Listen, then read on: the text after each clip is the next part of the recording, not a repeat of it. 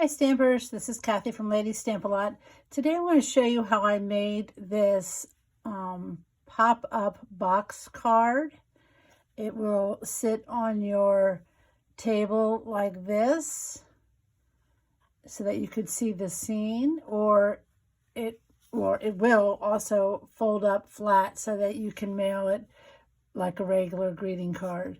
Of course, you could add a little sentiment here if you wanted. But I like to put a piece on the back, and this is where I would stamp my greeting or write my personal note. And then I also did make another one. This is using the products from the Stampin' Up! 2023 September to December catalog, and you can see the differences in the cardstock and accessories that I used. But this would actually work for any kind of card where you want a little scene to be showing that you could sit up and look at whenever you want it. Okay, so let me tell you what you're going to need, and I'm going to show you really quickly how to cut this from one piece of paper. So the card base is 5.5 by 4.25, and that is this piece here that the box sits on. So that's a regular quarter sheet. Again, 5.5 by 4.25. Then to make the actual box that's going to move, I cut that at 6 3/4 by 4 1/4. And then we're going to score at 3/4 and 1 5/8 from both sides. Or if you want to continuously go across and score, it's 3/8, 1 5/8, 5 1/8, and 6. I'm going to show you how to do this in a minute. Then you're going to need a designer paper. Now, I used one piece to get a continuous look across the night sky. You can see on this piece how that swoosh goes across. You won't necessarily have to have that. You could just piece it. But if you're going to do that and want that look, your paper is going to be 5 1/8 by 4 1/8 with 7/8 cut off of either side, or the pieces would be 7/8 by 4 1/8. So this would be 7/8 by 4 1/8, and you would need 2 of them. And then the middle piece, this would be your 7/8 pieces out here, and then the middle piece would be 3 3/8 by 4 1/8. But if you have enough paper to cut it as one piece and then cut off the ends, I think that's going to be a lot better. Okay, so let me show you really quickly and tell you a little bit why I did this. You can find this card on Pinterest and get lots of different measurements. But I found this to be the best. Normally, when you're going to start with that 5.5 by 4 1/4, you would just cut your paper this way. But I wanted a little bit more sturdier box, so I'm going to cut the 5 1/2 this way. Okay, so 5 1/2 across. We're cutting that across the shorter edge. That's 5 1/2, and then I'm going to cut that at 4 1/4 to get the base.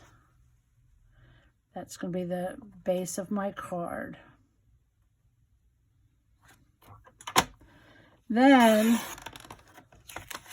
with this piece that's left, I'm just going to cut that down to 4 1/4. So I turned it. This is going to be 4 1/4. This is going to be for the box. And then this should be 6 3/4 or 6. Let's see what it says. 6 3/4, yeah. So that was just the piece that was left, which is why I kept it at 6 3/4. Oh, let's go ahead and score. So I had said score 3/4 and 1 5/8 from both sides. So when I do the 3/4, when I score less than an inch, I like to use this side of the paper trimmer so that I can keep most of my card on the paper trimmer itself to get more stability. So that's 3/4. Then I'm going to do 3/4 from the other side. and score it. And then 1 5/8 from both sides. So 1 1/2, a half is 4/8, and then you're going to go halfway in between the lines that are coming down to get the 5/8. And then if you don't want to turn around, you can keep going over to 6. Oh, that's wrong. 5 1/8. 5 1/8, so it'd be 5 and halfway between 5 1/4, 5 and 5 1/4. And then that last mark is 6. So I hope that didn't confuse you.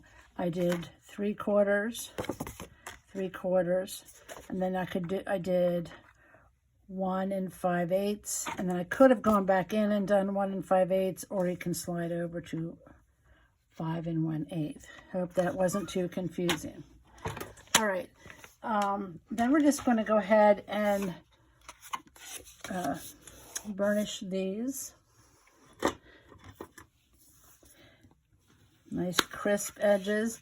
Now you're only going to get one card out of a piece of cardstock doing it this way. You'll have these pieces to use on another card. You could, if you do want to make a lot of cards and you do want to make 2 out of 1 sheet, you certainly can do that. I did that on this one, but you can have a really, really small flap in here, which is okay. You can do it. I just feel like this is going to give us more stability having the wider flap, and this is kind of a special card. You're probably going to not make a whole lot of them anyway, but if you want those directions, I can help you with that. You can just message me. Okay, I forgot we need to cut up the designer paper. So again, what I'm going to do is just cut off 7/8 from each end. So I'm going to put it in and go up to the 1 is 8/8 equals 1, and then just move back 1/8, which is halfway in between those two lines. These are 1/4 inch lines. That would be 7/8 of an inch this way. And then I'm going to turn it and cut off 7/8 the other way. Again, 1 inch is 8/8, and I'm just going to crank it back 2 notches on this trimmer because this is in 1/16, but it's halfway in between those 2 marks there. Okay, and so then I'm going to make sure I have these pieces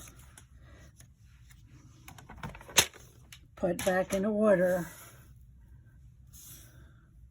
so that I get that swoosh.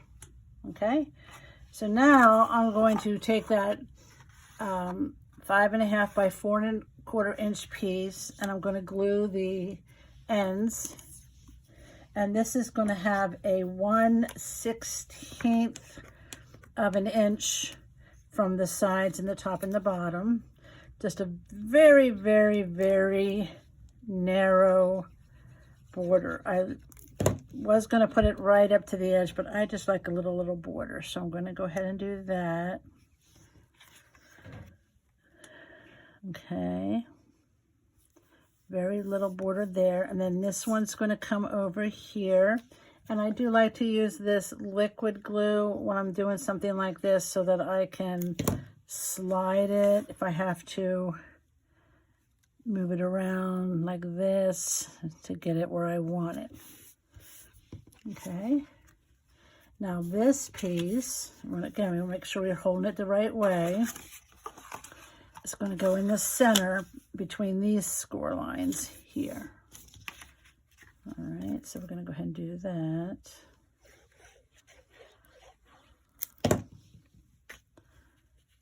Again, if you wanted to make this 2 out of 1 piece, this piece could be 5 1/2, and then you're just going to score it a little bit differently. Okay, so there we go. Now that's the way that's going to be.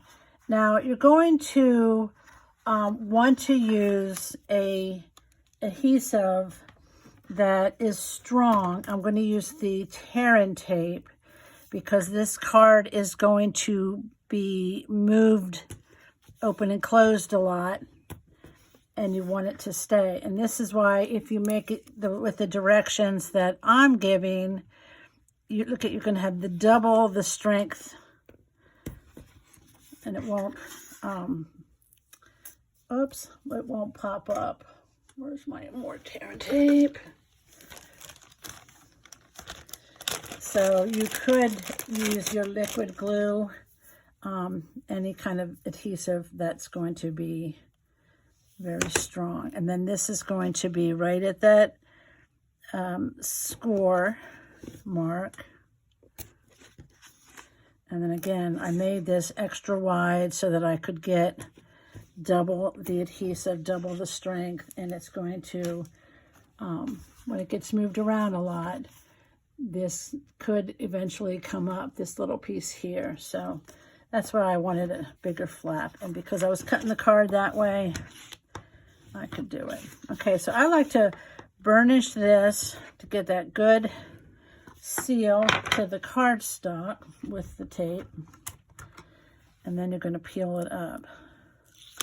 So let's start with just peeling up the one side first. I'm going to double check I have it going the right way with that swoosh. Okay, so I'm going to fold over where the adhesive is, and I'm going to line up the folded edge just to the right of this designer paper, and I want the edges flush to the top and the bottom. So I'm pretty much going to shove that really close to the paper, that edge right there. Okay, so now I'm going to fold this flat. I'm going to remove the paper covering here. And then just fold this down. And then this just has to press down, and it should be right in place. You don't really even have to look. It'll be close to that, right up near that. And then this can fold either way. Okay, and then do you see how you have that look where it coordinates and it kind of flows? I think that's really good. With this paper, I may want to do it this way. Now that long star has to come down. Okay, so then to finish off, now this again, that's just the box element. You could do whatever paper you want on here, whatever kind of scene, whatever kind of thing you want to do. For using my card, I used the Night Divine dies, which is like this little manger scene, and that again is why this box is made this way. So that's going to exactly fit side to side, but you can see it's too long. So what I'm going to do is, again, I'm going to use my liquid glue. Not a lot. And I'm going to glue this down. Oops. So I'm putting the point at the top because we do want this to fit into the envelope. If we stick it up higher, it won't. If you're just going to hand somebody this, then I wouldn't cut this down. I'd make it bigger, or you could make a bigger envelope. But if you just want to use our regular envelopes, then you want to do it so that it fits in this 4.5 inch width or height or whatever. And then I'm going to just cut this off at the bottom. There's two different ways you could do this. I'll show you. So on one of my cards, I just, took this whole piece that came off and just glued it right down on top. Okay, I won't do that, but I'll show you right there. It would go. Or you could, and I'll, yeah, see if on this one, I did that, and I think it's hard to even see. No one's going to even notice if you have that little tab showing. But the other thing you could do is just cut that tab off and then glue that like this without the tab. Now, depending on how you do your seams or your scene, I had a animal covering that. You didn't even see it. You could do the same thing on that one too, have an animal there and it wouldn't even matter. So then you're just going to add, these again are from the same set of dies as the manger for the stable, and make your scene. Here I trimmed off just Mary and Joseph. When you cut the dies, they do all come together. But you can see I just cut that one off, left them all there. You can choose different animals. This set also has a camel, which I didn't put in my card. But yeah, that's it. You just make your scene and do what you want. If you want to add a piece on the back with stamping, and it's really easy to fold up, mail into the card. And yeah, I hope that you will give this card a try. Let me know if you have any questions. Just shoot me an email if I confused you. If you want to know how to make 2 from 1, I'll give you the measurements for that middle piece and the scoring marks. And thanks for stopping by. I hope you'll give it a try.